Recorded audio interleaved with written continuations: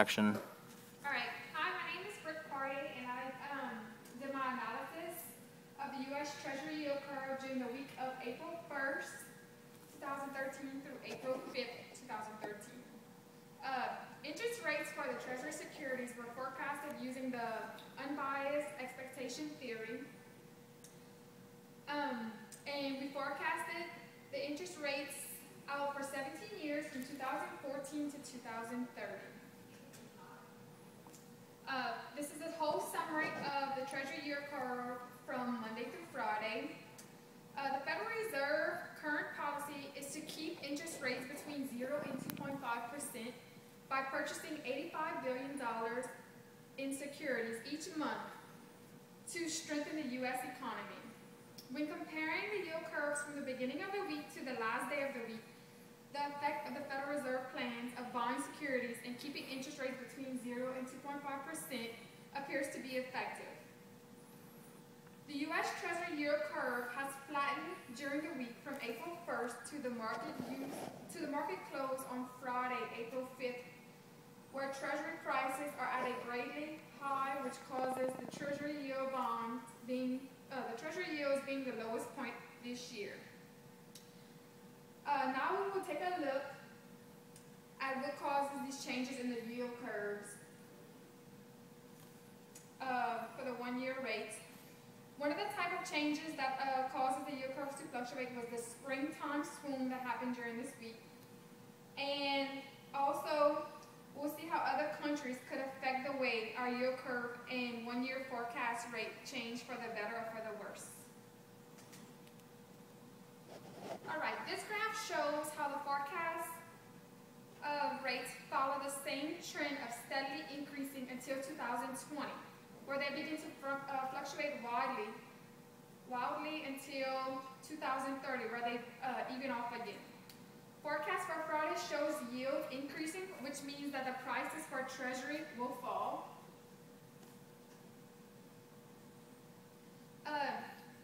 Yields for Treasury securities between 2014 and 2031 stayed around the Fed's target range of 0 to 2.5%. A one-year security current yield was as low as 0.163% and was forecasted to a one-year Treasury rate of 0.313%. A 10-year security had a yield of 1.702%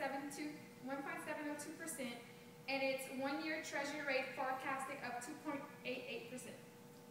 The yield curve for Monday, April 1st, 2013 shows us interest rates are very low. This is due to the Fed's focus on lowering unemployment.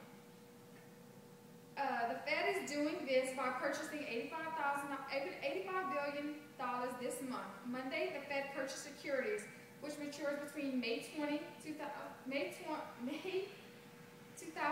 and February 2023.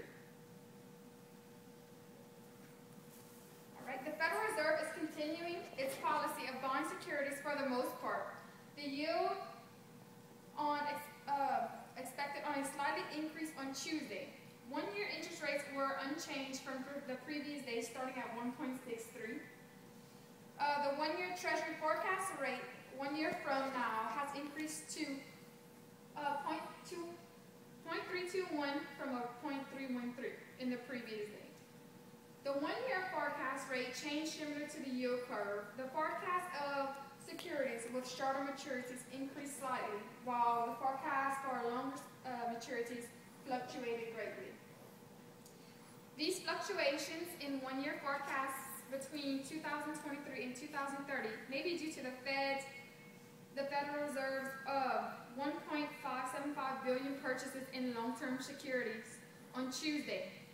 The Fed's purchase had a volume of $183.5 billion, up from Monday's volume of $168.3 billion.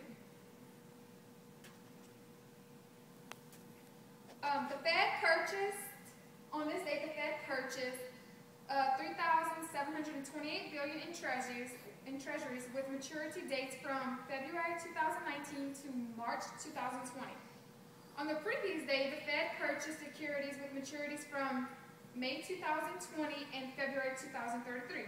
As you can see, this has affected the yield curve by lowering yield and maturity from Treasury securities. Another cause of the yields dropping for securities on all different lengths of maturities due to the springtime swoon. This has occurred around the same time of the year, the end of the first quarter, for the past 3 years.